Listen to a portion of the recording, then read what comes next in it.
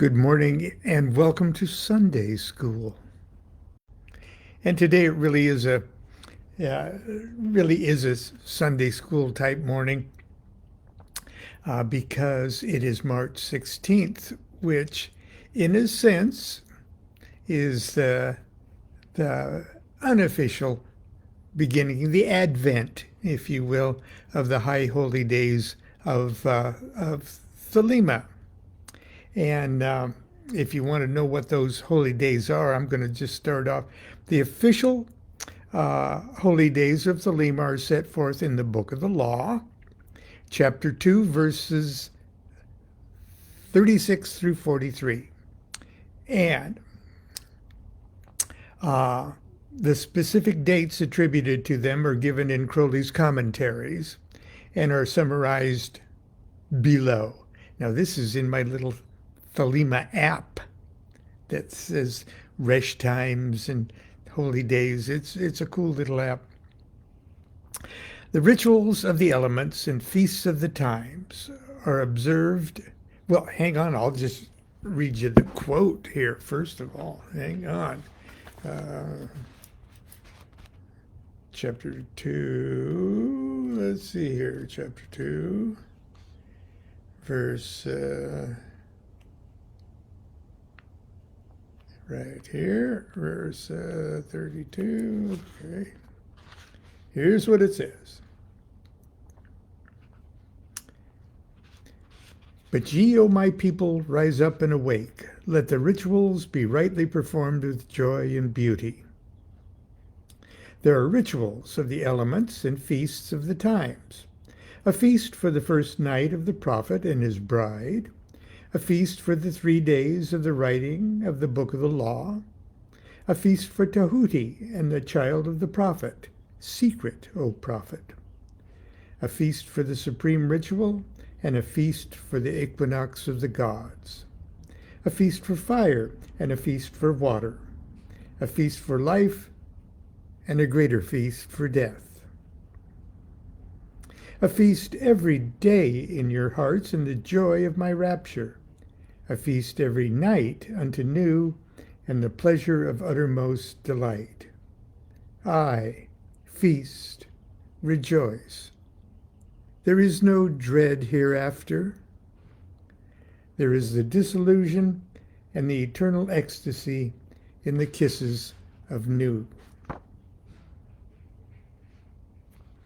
There's death for the dogs.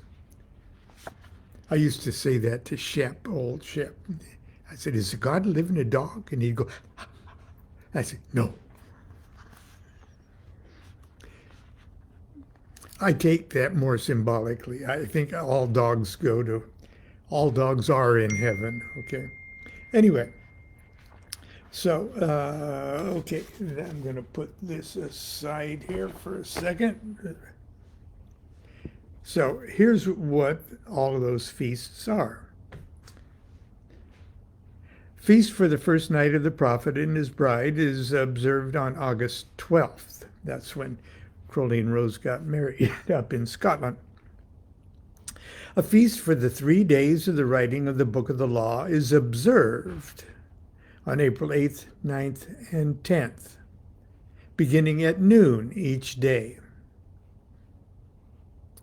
A feast for the supreme ritual, and that's the invocation of Horus, and that took place on March 20th, 1904, and represents the opening of the Thelemic New Year. A feast for the equinox of the gods, that's held on the vernal equinox of each year to commemorate the founding of Thelema in 1904. Now there's 3 points of passage in the life of each Thelemite are observed as birth, which is celebrated in the feast for life. Puberty is celebrated for the feast of fire for a boy. It'd be like a bar mitzvah kind of thing, or a feast for water, like a bat mitzvah for the girl. And the death of the individual is commemorated as the greater feast of death. And there's other sort of minor holidays, Crowley's birthday and stuff like that. Um, so why today? Why today? In the Equinox of the Gods, and this is just one edition, but it's a lovely old edition from New Falcon with very, very beautiful illustrations and stuff. And in one section where he tells the circumstances of the reception of the Book of the Law, he said, the events leading up to the writing of the book, I summarize from Equinox number 1, book Equinox volume 1, number 7. March 16th. Tried to show Rose the Sylphs. Excuse me, I'll quote that more accurately. Tried to show the Sylphs to Rose. Now there's a footnote that I'll read in a minute. She was in a dazed state. Stupid. Yes, stupid. Possibly drunk. Possibly hysterical from pregnancy. She could see nothing, but could hear. She was fiercely excited at the messages and passionately insistent that I should take them seriously.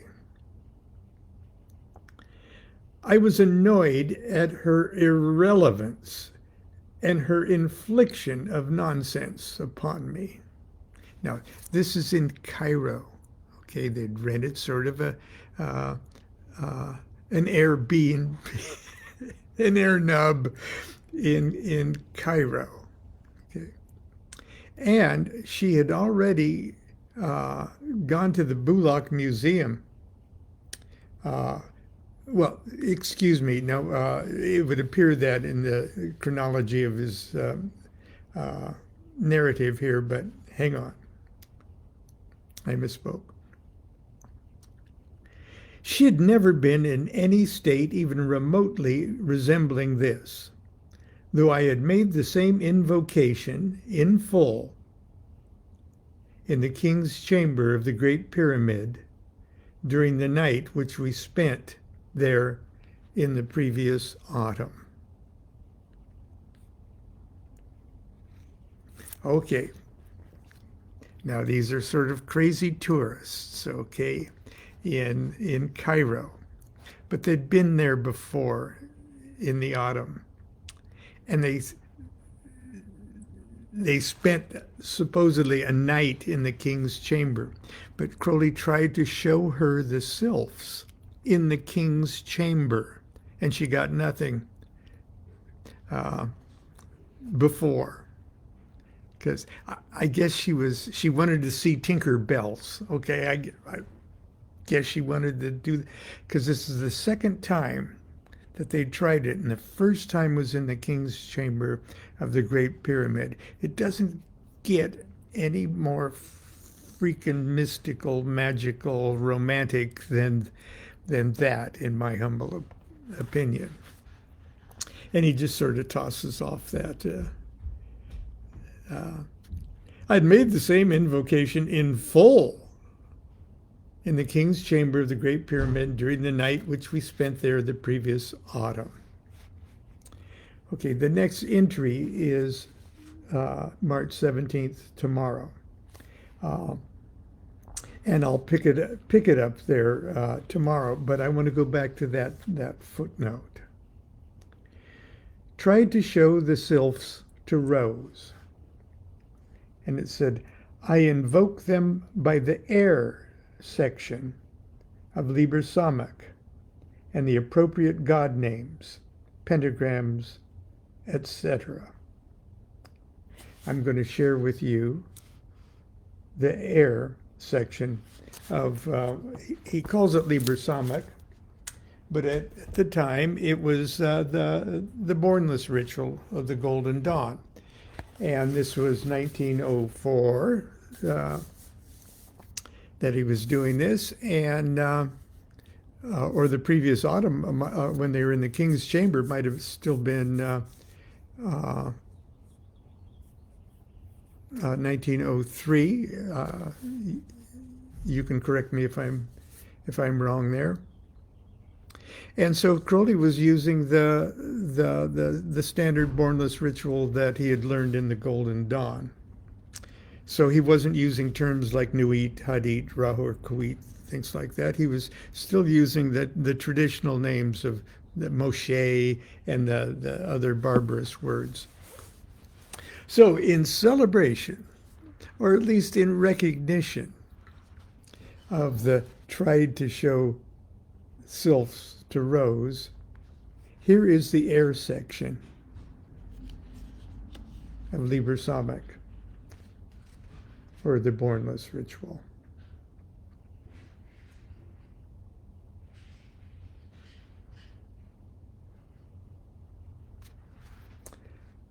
I am Moshe.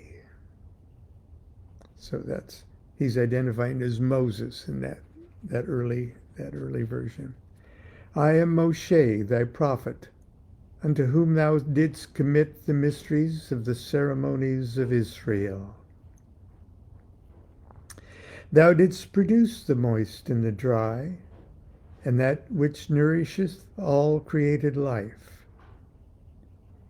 Hear thou me, for I am the angel of Paphoro, Oceanophorus. This is thy true name handed down to the prophets of Israel.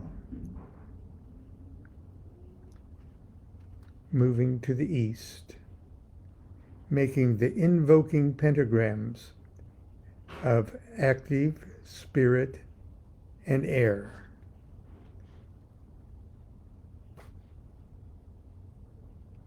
Yeah.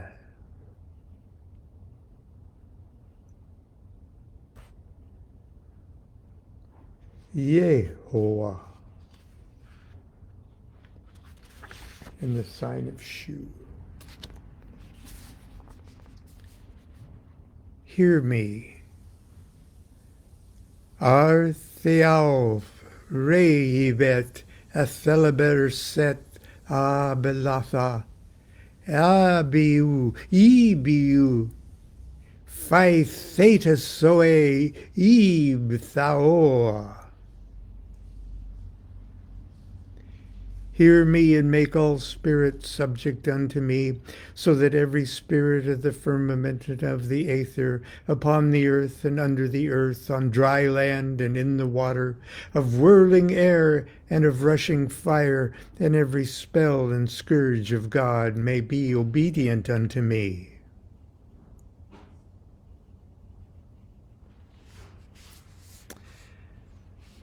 That is the air section